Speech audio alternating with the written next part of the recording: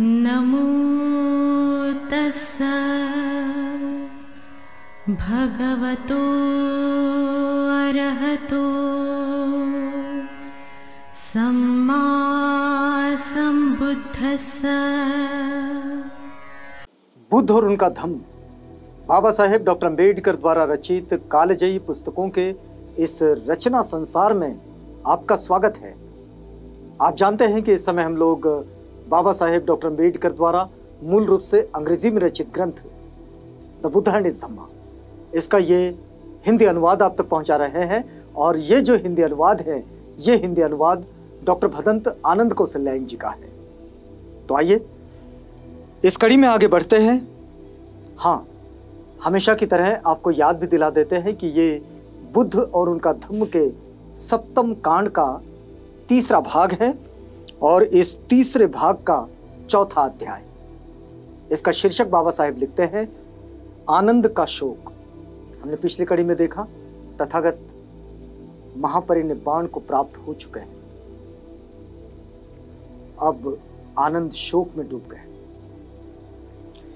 बाबा साहेब लिखते हैं कि आयु कुछ अधिक हो चली तो तथागत बुद्ध को किसी निजी सेवक की आवश्यकता पड़ी। उन्होंने पहले नंद को चुना। यह कहानी बता रहे हैं बाबा साहेब। आनंद का शोक इस शीर्षक के साथ ये कहानी आगे बढ़ रही है कि आनंद शोक में कैसे डूब गए। है तो बौद्ध भिक्षु, लेकिन शोक में कैसे डूबे। वो संवेदनाएं जो शोक और आनंद से परे हो जाती हैं, वो तथागत बुद्ध के मार्ग पर आरूढ़ होने वाले जो उस शिखर को छू लेते हैं, वो शोक और आनंद की इस अनुभूति के पार हो जाते हैं। यहां बाबा साहेब लिख रहे हैं उस कहानी को। बाबा साहेब लिखते हैं कि भगवान बुद्ध को किसी निजी सेवक की जब आवश्यकता पड़ी तो उन्होंने पहले नंद को चुना और उसके बाद आनंद को चुना।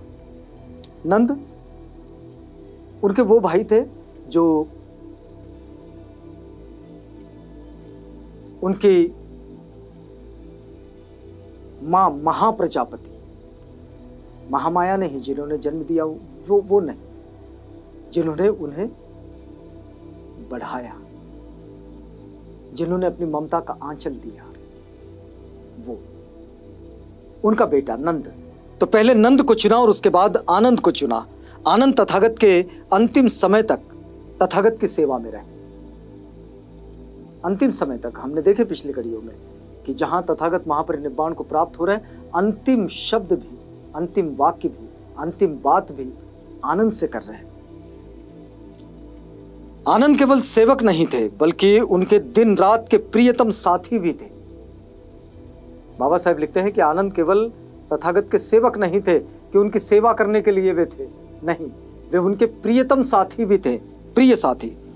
जब तथागत बुद्ध कुशिनारा पहुंचे तो 2 शाल वृक्षों के मध्य विश्राम करने लगे तो भगवान को लगा कि उनका अंत समय समीप है और उन्हें यह भी लगा कि उन्हें कम से कम आनंद को कह देना चाहिए।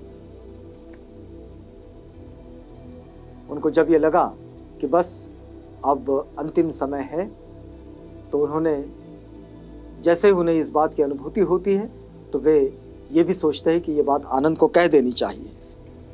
इसलिए उन्होंने आनंद को संबोधित किया और बोले, आनंद से उन्होंने कहा, हे आनंद, इन्हीं साल वृक्षों के मध्य इसी कुशिनारा के उपवन में रात्रि के तीसरे प्रहर तथागत का परिनिर्वाण हो जाएगा। हमने देखे कि भिक्षुओं का संबोधन खत्म हो चुका है। हमने ये भी देखे कि आनंद से बातचीत हो गई है, सुभद्र की दीक्षा भी हो गई है। अब आनंद से कहते हैं, इन्हीं साल वृक्षों के मध्य इसी कुशिनारा के उपवन में रात्रि के तीसरे प्रहर तथागत का परिनिर्वाण हो जाएगा। तथागत के ऐसा कहने पर आनंद स्थविर ने कहा, भगवान, आप बहुत जनों के हित के लिए, बहुत जनों के सुख के लिए, लोगों पर अनुकंपा करने के लिए तथा देवताओं और मनुष्यों के कल्याण के लिए कल्प भर तक रहने की कृपा करें। आनंद की आसक्ति है। कहते हैं भगवान आप रुक जाएं, एक कल्प भर तक रुक जाएं, इन बहुत लोगों के हितों के लिए, इनके सुख के लिए, इन्हें सद्धर्म की राह पर चलाने के लिए, इन पर अनुकंपा करने के लिए कृपया आप रुक जाएं। 3 बार आनंद ने अत्यंत आग्रह पूर्वक यही प्रार्थना की। तथागत का उत्तर था, आनंद अब रहने दो। तथागत कहते हैं, आनंद अब रहने दो, अब ऐसी प्रार्थना मत करो। अब आनंद की तो आसक्ति थी और तथागत का वक्त पूरा हो चुका था। कहते हैं अब ऐसी प्रार्थना मत करो, ऐसी प्रार्थना करने का समय बीत चुका है। तथागत कहते हैं, आनंद ऐसी प्रार्थना करने का वक्त अब बीत चुका है। आनंद अब मैं बूढ़ा हो गया, वह प्राप्त हो गया, अब अंत समय समीप है। सारे मनुष्यों का यही ऐसा ही सफर है। जन्म होता है, बड़े होते हैं, जवानी में आते हैं, बूढ़े हो जाते हैं, मृत्यु को प्राप्त होते हैं। सबका क्रम यही है। तथागत कहते हैं, आनंद अब मैं बूढ़ा हो गया हूं, वह प्राप्त हो गया, अब अंत समय समीप है। मेरे दिन पूरे होने को आए हैं, अब दिन मेरे पूरे होने को आए हैं। मैं 80 वर्ष का हो गया हूं। तथागत कहते हैं, मैं 80 वर्ष का हो गया हूं। जिस प्रकार कोई पुराना छकड़ा, उदाहरण देखिएगा तथागत क्या कहते हैं कि जिस प्रकार कोई पुराना छकड़ा एक न एक दिन शीर्ण विशीर्ण हो ही जाता है, वो ही गति तथागत के शरीर की भी है। तथागत कहते हैं, अरे जैसे कोई छकड़ा एक न एक दिन खत्म हो ही जाता है, शीर्ण विशीर्ण हो ही जाता है, जीर्ण हो ही जाता है, बिल्कुल वैसे ही तथागत के शरीर की भी स्थिति है। ये सुना तो आनंद स्थविर वहां रुके ना रह सके। जैसे ही आनंद स्थविर ने यह बात सुनी तो वहां वो रुके नहीं। जब आनंद स्थविर दिखाई नहीं दिए तो तथागत बुद्ध ने भिक्षुओं से पूछा, आनंद कहाँ है? अब आनंद समझ गए थे कि अब उनके शास्त्र नहीं रुकने वाले, अब तथागत जाने वाले। तो आनंद स्थविर दिखाई नहीं देते। तथागत ने पूछा अन्य भिक्षुओं से जो वहां पर थे, ने पूछा, आनंद कहाँ हैं? तो भिक्षु बोले, आनंद स्थविर यहां से चले गए हैं और वहां खड़े होकर रो रहे हैं। तो तथागत ने एक भिक्षु को बुलाकर कहा, जाओ और आनंद को कहो कि तथागत बुला रहे हैं। तथागत ने कहा, जाओ आनंद को यहां ले आओ।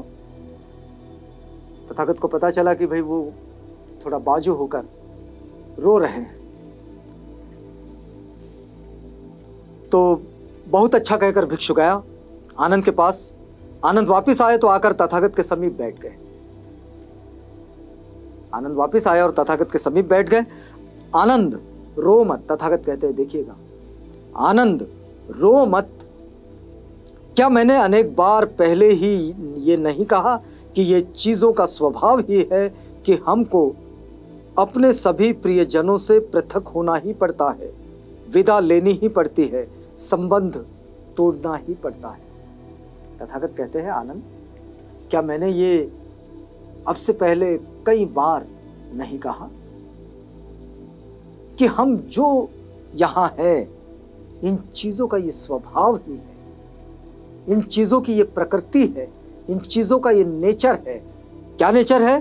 कि हम सबको अपने प्रियजनों से पृथक यानी कि अलग, अपने प्रियजनों से अलग होना ही पड़ता है।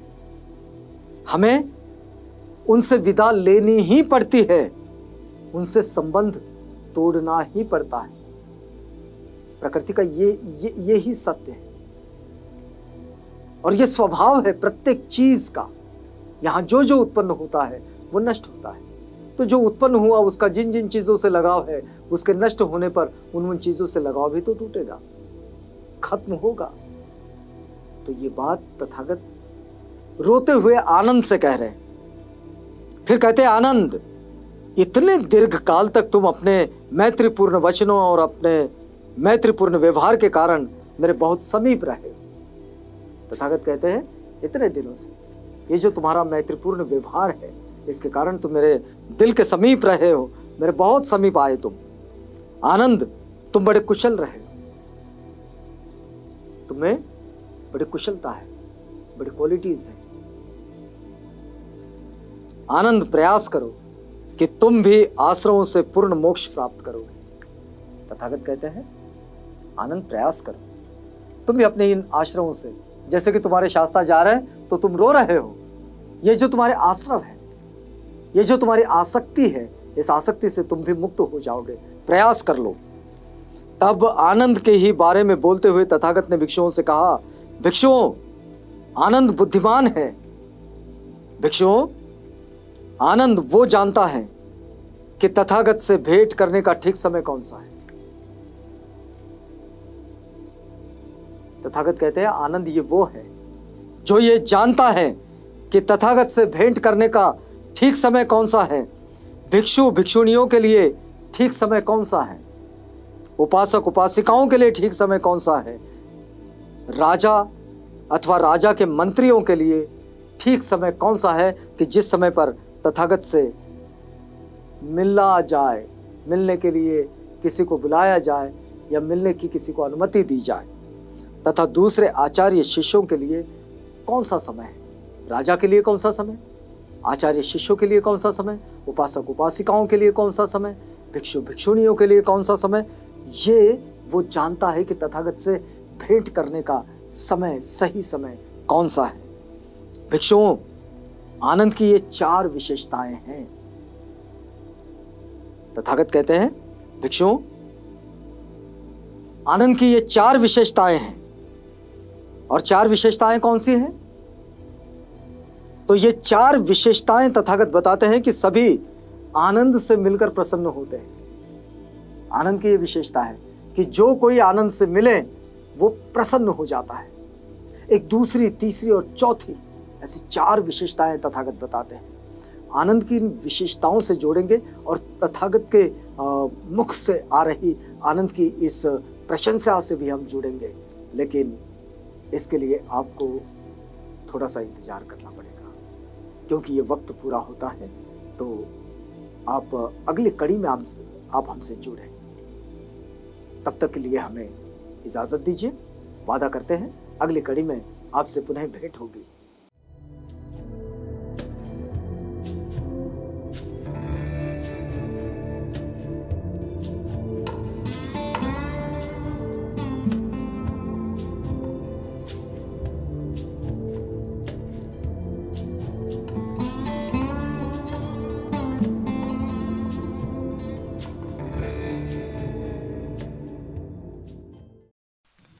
बुद्ध और उनका धम्म।